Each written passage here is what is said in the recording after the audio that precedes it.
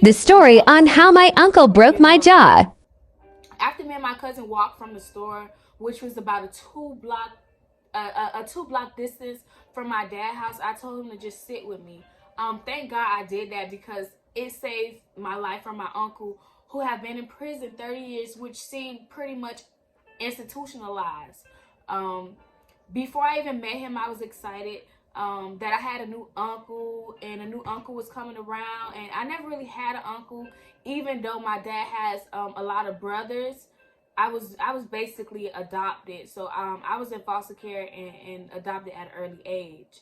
Um, so he had a book signing that I myself had broadcasted and personally invited people to. Um, whew. So not knowing that this would be the same man I would have to protect myself from the moment that he broke my jaw, and not only that, but after that. So after me and my cousin came back from the store, we headed to the backyard where it's an area you can sit. Due to my uncle boss being basically institutionalized, it was like he bought the prison here. When he got out of prison, it came directly here, which it was crazy. So it was crazy. He wanted us to, like, oh, like we had yard time, rec time. Like, it does not work like that. You was the only one incarcerated, mister. Which was totally unfair.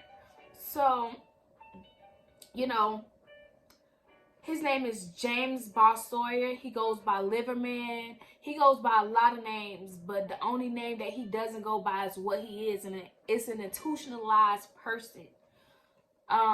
So James Sawyer is a well-known drug dealer. He gets out the feds and think that the drug world is the same, and it's not. There were several men outside at that time. It looked like a drug deal, just what a 50-year-old convict gets out to do first step back into what put you in there. Fast forward, me and my cousin are sitting outside, and my uncle, who stands 6 feet tall and wide like a linebacker, comes to the back area where we are and starts a useless conversation stating how he cut the grass, which was awkward on both parties because we like, oh, okay. As he stands with one hand on his hip, he looks at me for about 10 seconds like he don't know what to say. Now, coming to think about it, he probably was attracted to me. He then asked me, where's my daughter Key? Even after my dad and family has been telling me that he wanted to talk to me, I replied to them and told them, why does a grown man need to talk to me when he could talk to another man such as my dad? Now, James Boss Sawyer has a daughter named Jamiria Berry, which in fact tried to make a name as Boss as well. He was led down the wrong path, and she tried to create a name as Boss just like him. And in fact, neither one of them are bosses. Sorry. And she also is a drug dealer, drug user, and a felon. So my cousin, Jamira, which is Boss' daughter, I was supposed to purchase a car from her. Which in fact she threw on me. I never asked her for the car. She like, hey, you need to drive. You get what I'm saying? Like a good cousin, hey, you need to drive. Well, drive it. Get it fixed so you could be driving. I know you want to drive. You tired of lifting. I'm like, okay, cool.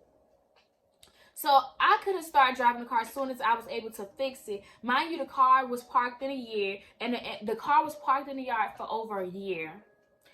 It did not have any key to it. It did not have no gas. It did not have a good battery. So I had to pay for a battery. I had to call AAA and pay for a key.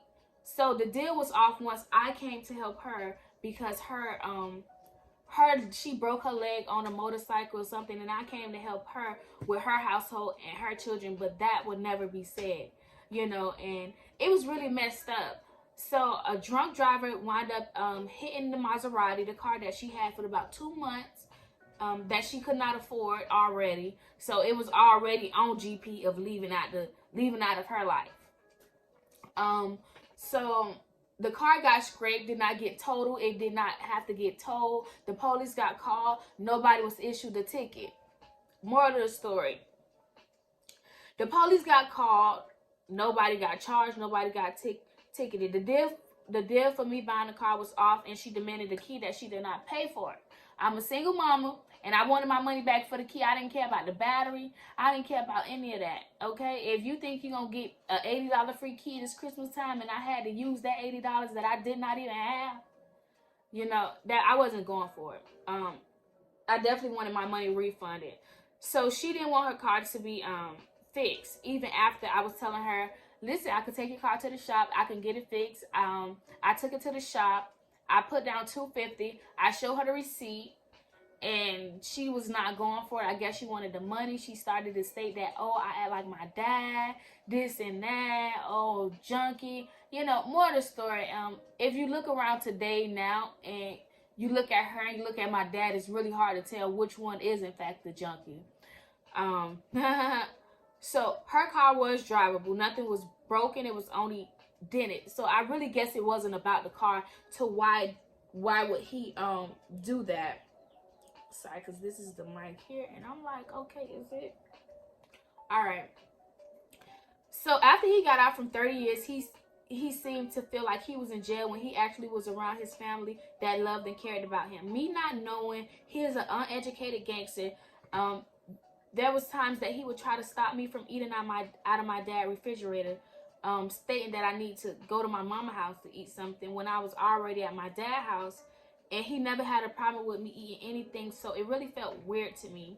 After he asked for his daughter key, I stated the one that I paid for. Shortly after that, he told me to get out of my own dad's yard. And I told him, no, nobody never told me that, you know. And in my whole entire life, I never in my life heard anybody tell me to leave out of, first of all, I don't even know you. At that time, I was probably around 21. So how can I even know you? So he told me to get out his yard. After that moment, he took 2 steps toward me, and that's when it started. The slap nearly knocked me out for over 5 seconds, not even having time to protect myself. Thank God that one of my cousins, whose name I will not mention, due to him being harassed by them, as they have already did. So the only thing that made me realize that I had been hit after waking up is I look up and I can see my cousin black shirt, and he's saying, stop, what is you doing? This your niece, you can't do that. So then he attempted to hit me again, still with a half of open hand. Then I realized a back piece of my teeth is broken, which I spit out, and knowing how beautiful my teeth is, I just told him, you're going to jail. Which he was on federal probation. And the only thing was that my phone was in the house and his keys was in the house, so we both had to go to the front of the house. I would just like to include that I will give more details on this, but y'all have to like and share this. But I will give more details. But since then, these people have definitely harassed me. They have told me not to go to court. They have tried to pay me.